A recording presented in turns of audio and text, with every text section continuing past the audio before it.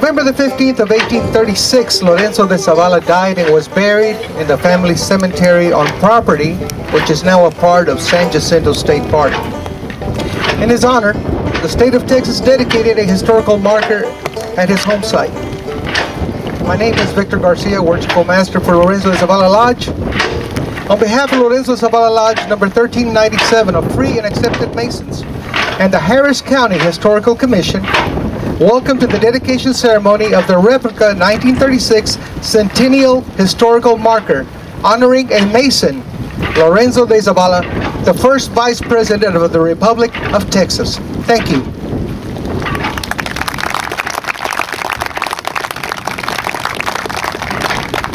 Presenting the colors now, McReynolds Middle School, LCDC Color Guard.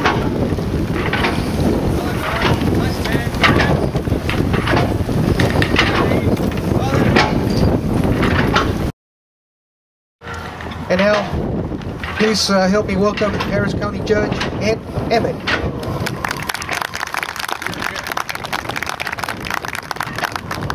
Well, thanks to all of you for coming out this morning. This really is an important day. This proclamation, whereas in 1936 the state of Texas erected at the site of his home a granite centennial marker, which was broken in 2008 during Hurricane Ike, and whose dedication today is the first and only approved replica of a centennial marker.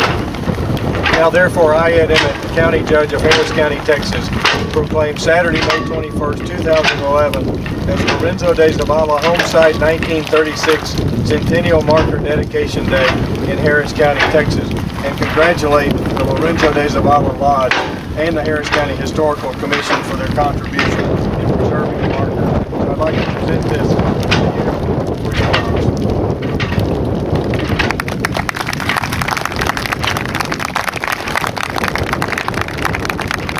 I'd like to bring up Frank de la Teja, PhD Professor, Chairman, Department of History, Texas State University from San Marcos.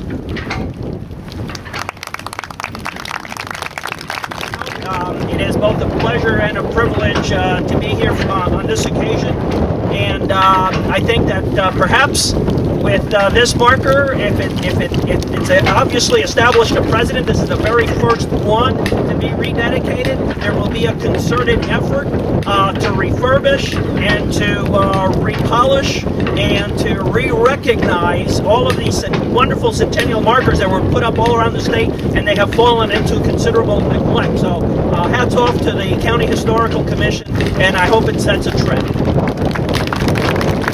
Who was Lorenzo de Zavala, and why did he end his days a traitor in the land of his birth and a patriot in the country he had first come to only 16 months earlier? Zavala came to Texas in the summer of 1835, disappointed at the turn of events in his homeland. Antonio Lopez de Santa Anna, who had been elected president under the Federalist banner, had led a coup against his own government and assumed leadership of the centralist cause. Among the victims of this turn of events was Zavala, who had been appointed minister to France in late 1833. Santa Anna's transformation into a centralist left the Federalist Zavala without a job, and rather than return to Mexico City and confront Santa Anna's wrath, he chose to travel to the country he most admired, the United States. From there, in the summer of 1835, he made his way to Texas, a land where like-minded men offered the prospect of creating the democratic society Zavala so longed for. A natural leader, Zavala soon joined the ranks of Santa Anna's Texian enemies, and as the resistance to centralist rule transformed into a struggle for independence, Zavala threw in his lot with the new nation. By a large margin, he was elected in January 1836 to represent Harrisburg at the convention that was to meet in Washington and the Brazos on March 1st. There, Zavala signed the Declaration of Independence, helped write the Constitution of the Republic, and reluctantly became interim vice president of Texas. Lorenzo de Zavala saw the great promise of America reflected in Mexican Texas and in the nascent republic. His ideals should be ours and those of our children. Thank you very much.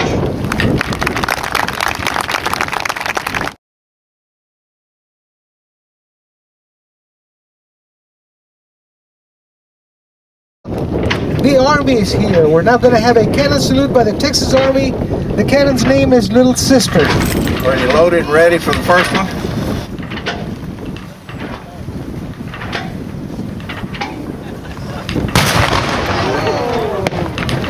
Now that's a good example of the cannons of that day. They didn't have all these fancy fuses and stuff like a lot of us use today, but they just had black powder poured down into the hole, and they lit the powder and it burned as it burned. You know, if it was wet or damp or some of it blew out, it didn't always fire.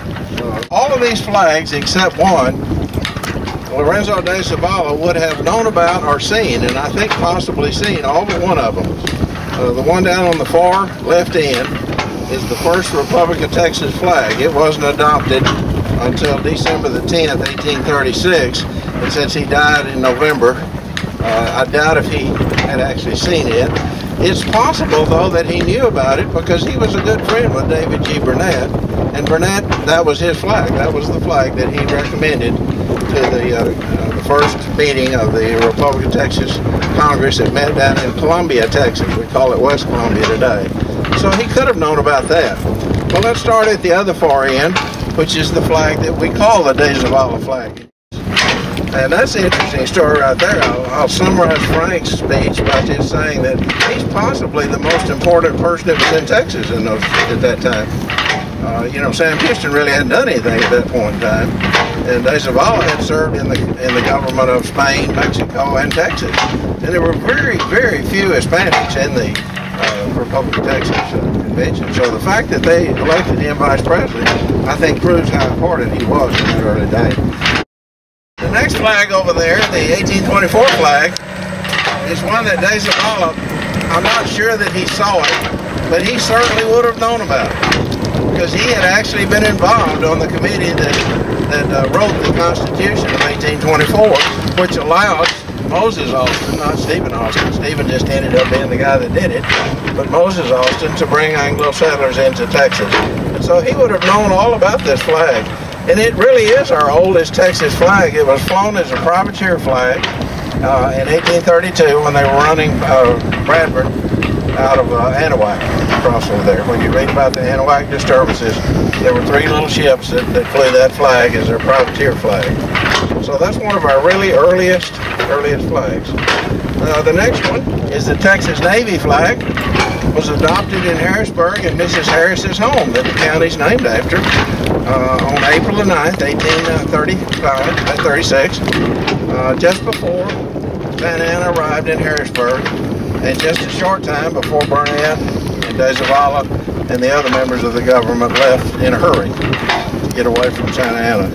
So that was our Texas Navy flag, sometimes called the Hawkins flag because Commodore Hawkins was the one that suggested it.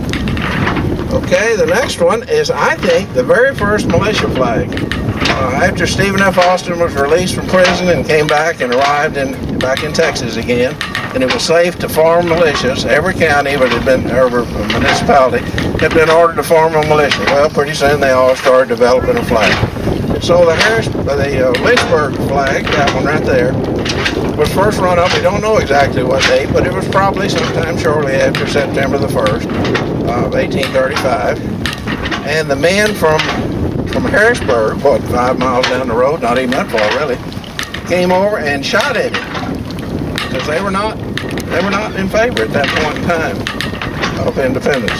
This was the Harrisburg militia flag. Sarah Dodson made it, and the reason it's shaped so funny is that she told everybody, or didn't tell everybody, she wrote a letter to her family and told them that she had made it out of 3 squares of calico. Are we ready to fire the 3rd round? Better hurry, we don't want to sink that sucker. Or worse still, he may fire back, right? We're hoping that the Homeland Security people don't come over here pretty soon. Just get it across the bow. Okay, go ahead and fire, Dale.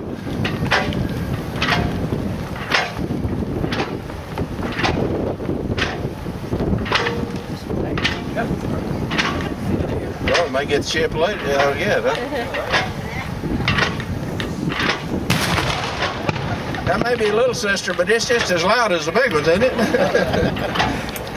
That was Mr. Tom Green, Knight of the Order of San Jacinto, Sons of the Republic of Texas. And now, to recognize the Zavala descendants and presentation marker, Janet Wagner, Chairman for Harris County Historical Commission.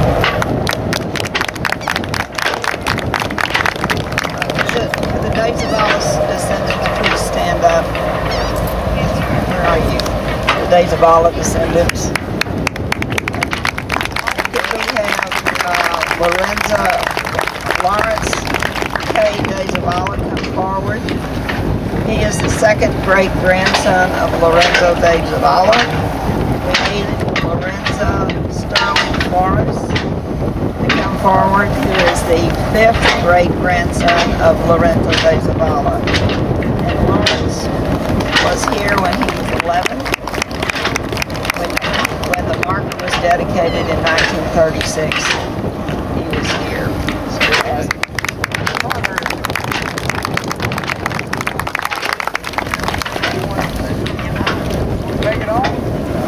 Thank you, youngster.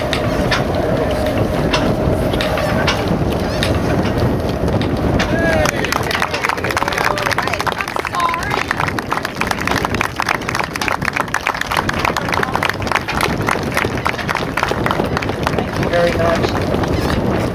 I'm going to have the military salute.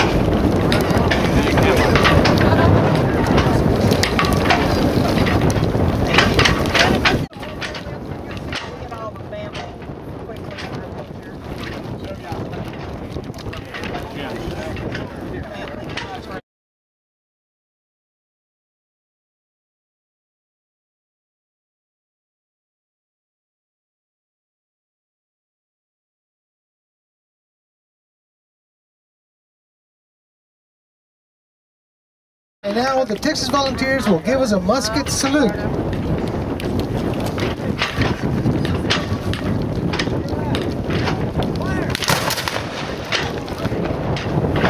And now we get to the end of the program, and we're going to have the raising of the Lorenzo Zavala flag.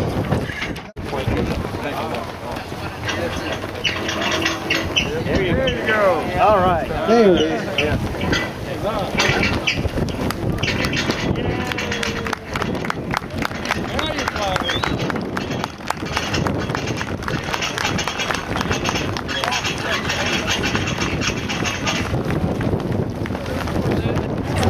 And now the Texas Army will give us a gun salute.